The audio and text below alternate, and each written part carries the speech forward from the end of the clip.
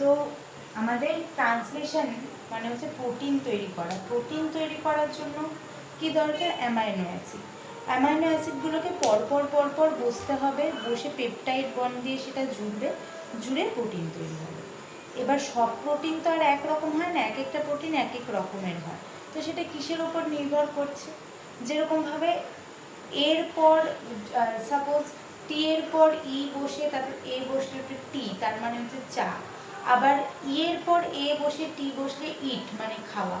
তো একই কিন্তু লেটার, কিন্তু কোনটার পর কোনটা বসছে তার উপর ডিপেন্ড করে কিন্তু মানেটা বদলে যাচ্ছে।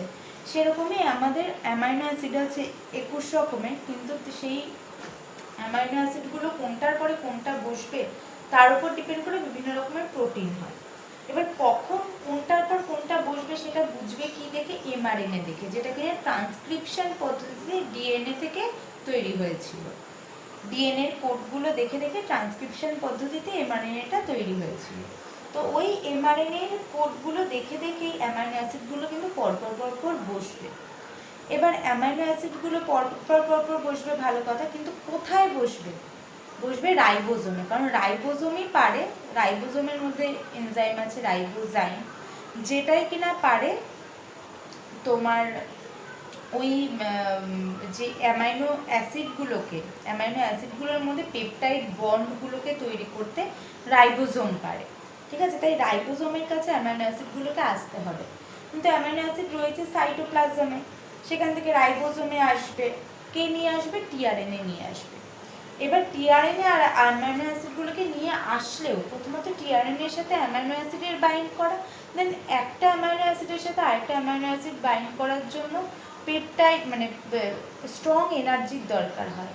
সেই এনার্জিগুলো তাহলে কোথা থেকে পাবে? এটিপি থেকে। তো এটিপি এখানে কি করে জুড়বে? প্রথমেই অ্যামাইনো অ্যাসিডের সাথে এটিপি জুড়ে যাবে। টিআরএনএ অ্যামাইনো অ্যাসিডের সাথে বাইন্ড করার আগেই অ্যামাইনো অ্যাসিডগুলো এটিপির সাথে জুড়ে গিয়ে চার্জড হবে, মানে হাই এনার্জি রিচ হবে, এবং তারপরে টিআরএনএ এর সাথে জুড়বে। এইবার এই চার্জড অ্যামাইনো অ্যাসিডগুলোকে টিআরএনএ যখন টেনে টেনে রাইবোজোমের কাছে নিয়ে আসবে, তখন সেই অ্যামাইনো অ্যাসিডগুলো একে অপরের সাথে সহজেই বন্ড তৈরি করে ফেলবে।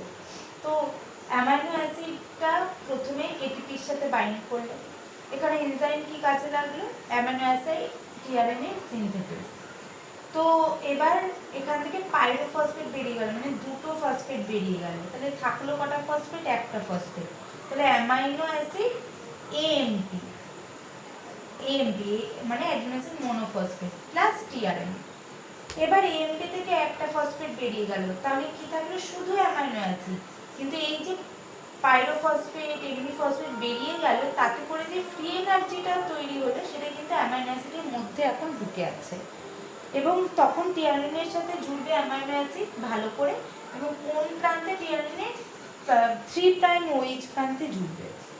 এবার টিআরএনএ বিভিন্ন রকম অ্যামাইনো অ্যাসিডকে রাইবোজোমের কাছে নিয়ে আসবে, কার কোডগুলো দেখে দেখে? তোমার এমআরএনএ এর কোডগুলো দেখে দেখে নিয়ে আসবে। এবার এমআরএনএ এর কোডগুলো দেখে দেখে নিয়ে আসবে, ভালো কথা। এমআরএনএ কোডগুলো কোন কোড থেকে কোন টিআরএনএ আনবে সেটা ডিপেন্ড করবে টিআরএনএ এর মধ্যে থেকে অ্যান্টিকোডনের উপর। ঠিক আছে, সাপোজ এমআরএনএ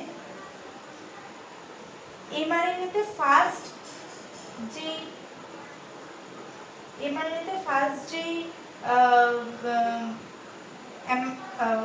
যে কোডনের মধ্যে কোডনের উপর অ্যামাইনো অ্যাসিডটা জুড়বে বা টিআরএনএটা জুড়বে, সেটা হচ্ছে এইউজি। তাহলে এইউজির অ্যান্টিকোডন থাকে এইখানটাতে ইউএসি। তো এই ইউএসি অ্যান্টিকোডন আছে যেই টিআরএনএতে, সেটাই কিন্তু এই ইউজির কাছে আসবে। আবার ইউইউ অ্যান্টিকোডন, ইউইউ কোডনের কাছে যে টিআরএনএটা আসবে তাতে কিন্তু এ এ এ থাকবে। ঠিক আছে, তো এক একটা কোডনের জন্য এক এক রকম অ্যান্টিকোডন যুক্ত টিআরএনএ থাকে। তো এই হচ্ছে গিয়ে ব্যাপার। তো এটা এখন হয়ে গেল। এবার প্রথম যে টিআরএনএটা আসবে সেই টিআরএনএটার নাম হচ্ছে টিআরএনএ এফমেট। টিআরএনএ এফমেট, মানে এটা এমন একটা টিআরএনএ যেটা কিনা ফর্মাইলেটেড, ঠিক আছে, যেটা কিনা ফর্মাইলেটেড টিআরএনএ, ঠিক আছে। তো এটাকে পুরো ভাষায় বলা হয় ফরমাইল মিথিওনাইল টিআরএনএ এফমেট।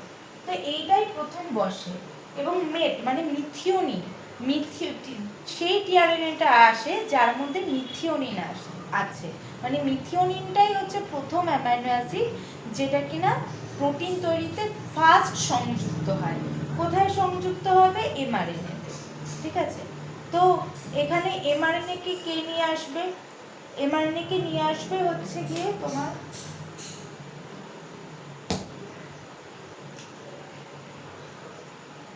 এখানটাতে হচ্ছে গিয়ে এমআরএনএ রাইবোজোমের ছোট সাব ইউনিট থাকবে 30S সাব ইউনিট। সেই 30S সাব ইউনিটের কাছে এমআরএনএ কে নিয়ে আসবে দুটো ফ্যাক্টর যার নাম হচ্ছে IF1 আর IF3 নিয়ে আসবে।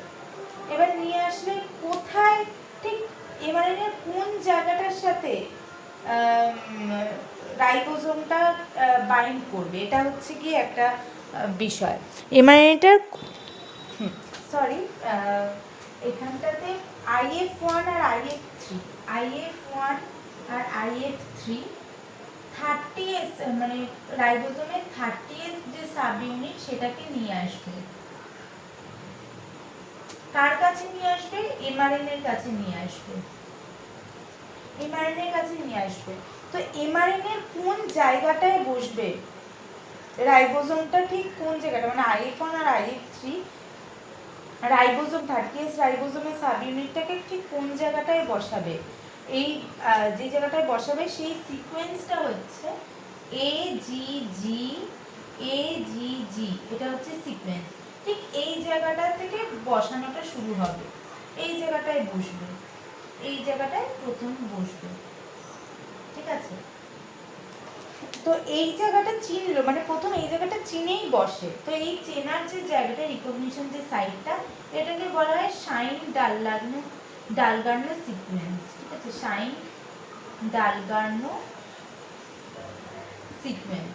এই জায়গাটাকে চিনে রাইবোজোমটা বসে, IF1 IF3 রাইবোজোম থেকে বসে এবং এটা রাইবোজোমের মানে কিসের সাথে যুক্ত হয়? রাইবোজোমের 16S rRNA, রাইবোজোমের ভেতরেও তো রাইবোজোমাল আরএনএ আছে, তো রাইবোজোমাল আরএনএ 16S rRNA এর সাথে এই AGG পার্টটা যুক্ত হয়, যেটা এখানে দেখাতে পাচ্ছি না, 16S rRNA এর সাথে যুক্ত হয়। কিন্তু প্রোটিন তৈরি করাটা মানে অ্যামাইনো অ্যাসিড যুক্ত করাটা কিন্তু এখান থেকে স্টার্ট হবে না, এখানটা জাস্ট চিনলো। অ্যামাইনো অ্যাসিড যুক্ত করাটা কোথায় স্টার্ট হবে? অ্যামাইনো অ্যাসিড যুক্ত করাটা স্টার্ট হবে হচ্ছে AUG এর জায়গায়,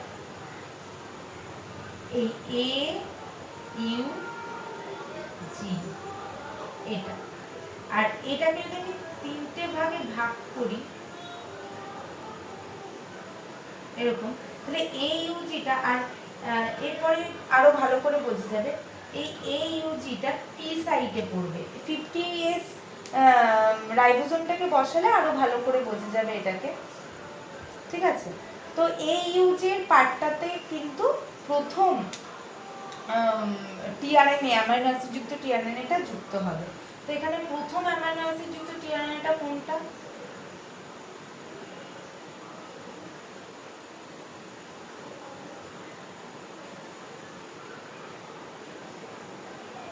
টিআরএনএ এফমেট, ঠিক আছে। কেন? কারণ এটার অ্যান্টিকোডনটা হচ্ছে UAC, যেটা কিনা এটার সাথে কমপ্লিমেন্টারি UAGC। তো এইটা এখন এখানটাতে আসবে, ঠিক আছে। তো এইটা ঠিক এই জায়গাটাতে বসবে। কে নিয়ে আসবে ওকে?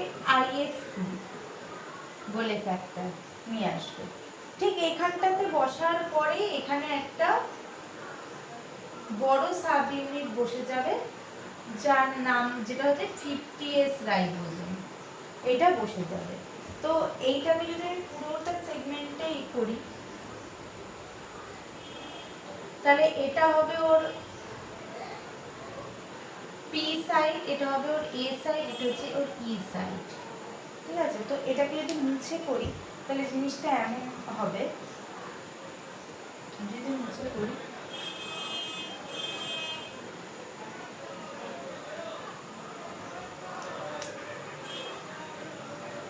তাহলে হবে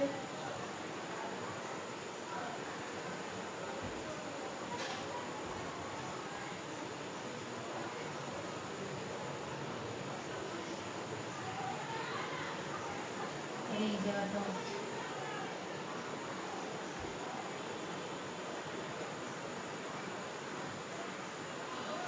এখানটায় এ ইউজি,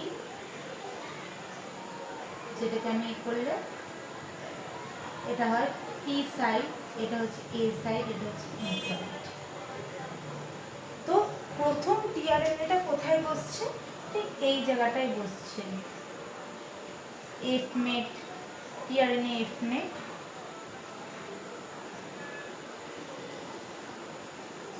কেন? কারণ এখানটাতে ইউ এ সি রয়েছে।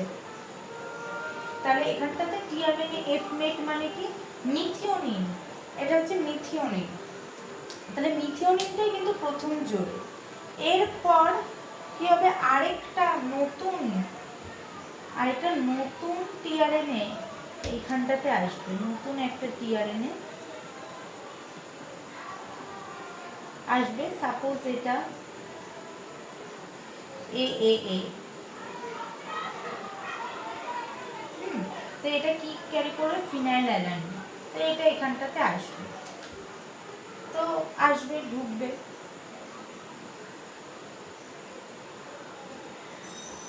ঢুকছে।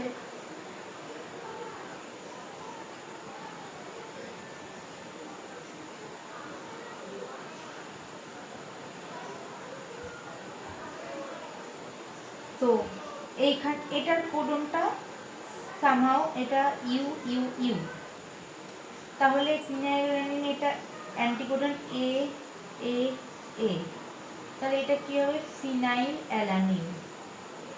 তাহলে এবার কি হবে? এই ফিনাইল অ্যালানিন আর এফ মেট যেটা, এরা তো আগে থেকেই চার্জ, তো এরা যখন সামনাসামনি মুখোমুখি থাকবে এটার মধ্যে একটা বন্ড তৈরি হবে, এটা হচ্ছে পেপটাইড বন্ড। এটা পেপটাইড বন্ড, এই দুটো জুড়ে যাবে, জুড়ে গেলে এই টিআরএনএটা এখান থেকে ছিঁড়ে বেরিয়ে আসবে। এটা কোথায় চলে যাবে? এবার এইখানে। ঠিক আছে, তো এইটা উঠে গিয়ে এইটা, এবার এটা এখানে অ্যাকচুয়ালি আসবে না। জিনিসটা হবে কি, যে এই যে রাইবোজোমটা এই দিকে সরে যাবে। আমি ধরো আমার আঙ্গুলটা সাপোজ এটা হচ্ছে পি, আমার আঙ্গুলটা সাপোজ এফ মেট টিআরএনএ। তো আমি যদি এটা আমার হাতটাকে এরকম করে সরাই, তো আলটিমেটলি এটা অ্যাপারেন্টলি এইদিকেই চলে আসছে না। আমি এটাকে সরাচ্ছি না, বাট আমি যদি হাতটাকে সরাই তো এটা এদিকেই চলে আসছে। ঠিক সেরকমভাবে রাইবোজোমটা যখন এইদিকে সরবে অটোমেটিকলি এটা এইদিকে চলে আসবে। ঠিক আছে, তো অটোমেটিকলি এটা এইদিকে চলে আসবে, আর এফ মেটটা বাইন্ড করে থাকবে ফিনাইল অ্যালানিনের সাথে। তো এটা এখান থেকে ছিঁড়ে বেরিয়ে এসে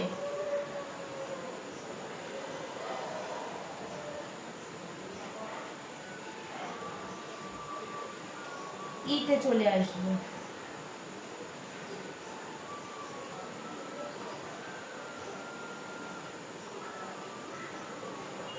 এবং একটা সময় এখান থেকে কিন্তু বেরিয়ে যাবে, ইটা থেকে বেরিয়ে যাবে। আর তখন এইটা তো বাইন্ড করেছে, এবার পুরোই হোল জিনিসটা এইখানে চলে আসবে, তারপরে এইখানে আবার নতুনটা আসবে, এরকমভাবে চলতেই থাকবে। আর নিউ যেটা আসবে এইটা তো এইখানে চলে যাবে। ঠিক আছে, নিউ যেটা আসবে সেটা আবার ফিনাইল অ্যালানিনের সাথে বন্ড তৈরি করবে। তো এরকমভাবে পুরো বন্ডটা তৈরি হবে, ট্রান্সলেশনাল প্রোটিন তৈরি হবে। এই হচ্ছে ব্যাপার।